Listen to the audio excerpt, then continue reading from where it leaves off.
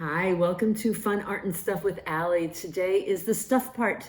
We're going to do story time. So grab a blanket, a pillow, some water, find a quiet place in your house, and we're going to get started and read Cloudy with a Chance of Meatballs in 3, 2, 1.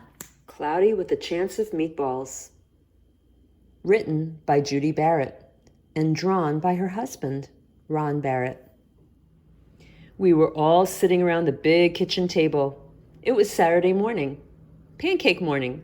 Mom was squeezing oranges for juice.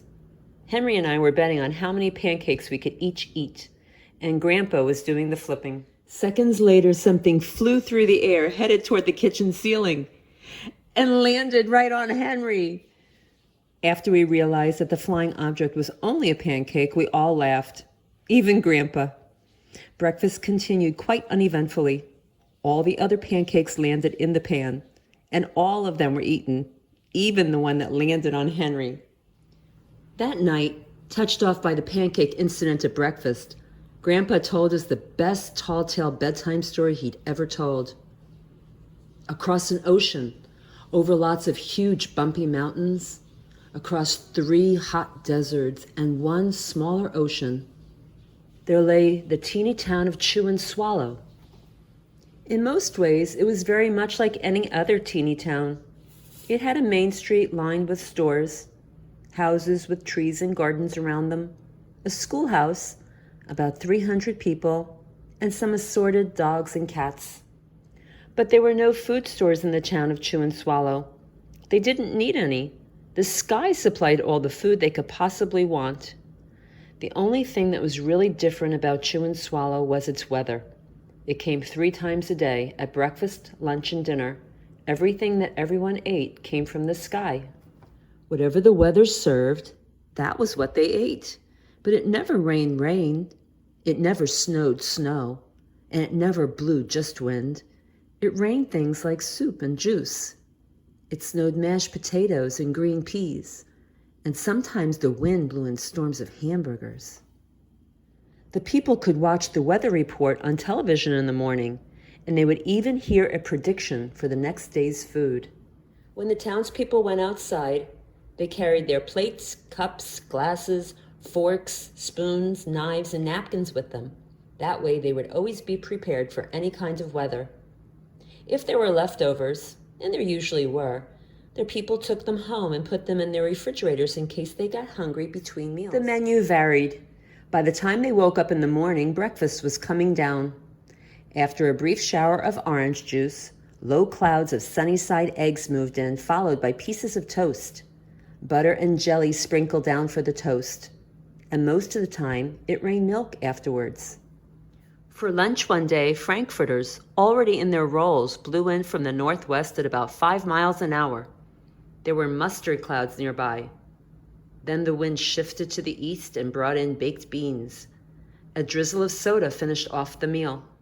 Dinner one night consisted of lamb chops, becoming heavy at times, with occasional ketchup. Periods of peas and baked potatoes were followed by gradual clearing, with a wonderful jello setting in the west. The sanitation department of Chew and Swallow had a rather unusual job for a sanitation department. It had to remove the food that fell on the houses and sidewalks and lawns. The workers cleaned things up after every meal and fed all the dogs and cats. Then they emptied some of it into the surrounding oceans for the fish and turtles and whales to eat.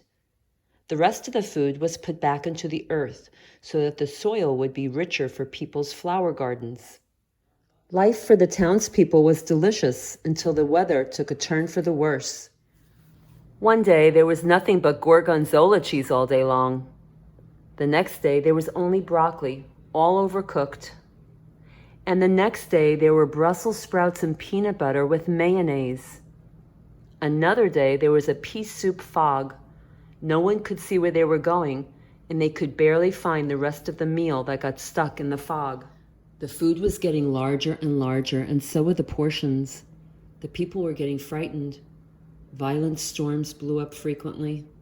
Awful things were happening. One Tuesday, there was a hurricane of bread and rolls all day long and into the night. There were soft rolls and hard rolls, some with seeds and some without. There was white bread and rye and whole wheat toast.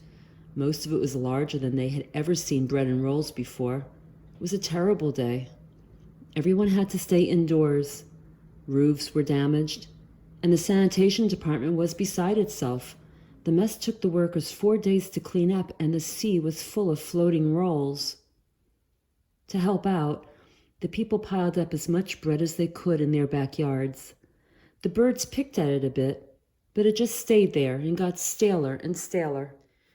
There was a storm of pancakes one morning and a downpour of maple syrup that nearly flooded the town. A huge pancake covered the school. No one could get it off because of its weight, so they had to close the school. Lunch one day brought 15-inch drifts of cream cheese and jelly sandwiches. Everyone ate themselves sick, and the day ended with a stomachache. There was an awful salt and pepper wind, accompanied by an even worse tomato tornado. People were sneezing themselves silly and running to avoid the tomatoes. The town was a mess. There were seeds and pulp everywhere. The sanitation department gave up. The job was too big. Everyone feared for their lives. They couldn't go outside most of the time. Many houses had been badly damaged by giant meatballs. Stores were boarded up, and there was no more school for the children. So a decision was made to abandon the town of Chew and Swallow. It was a matter of survival. The people glued together the giant pieces of stale bread, sandwich style, with peanut butter, took the absolute necessities with them, and set sail on their rafts for a new land.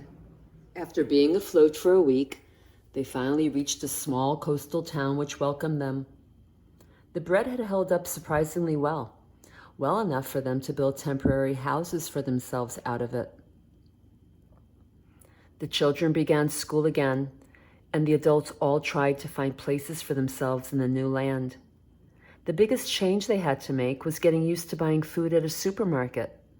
They found it odd that food was kept on shelves, packaged in boxes, cans, and bottles.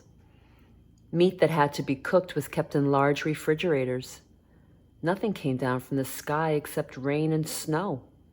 The clouds above their heads were not made of fried eggs. No one ever got hit by a hamburger again. And nobody dared to go back to Chew and Swallow to find out what had happened to it. They were too afraid. Henry and I were awake until the very end of Grandpa's story. I remember his goodnight kiss. The next morning, we woke up to see snow falling outside our window. We ran downstairs for breakfast and ate it a little faster than usual so we could go sledding with Grandpa. It's funny, but even as we were sliding down the hill, we thought we saw a giant pat of butter at the top, and we could almost smell the mashed potatoes. Wasn't that a great book? I loved it. And you guys were such good listeners. Thank you. Keep checking back to my channel, and I will see you soon. Bye.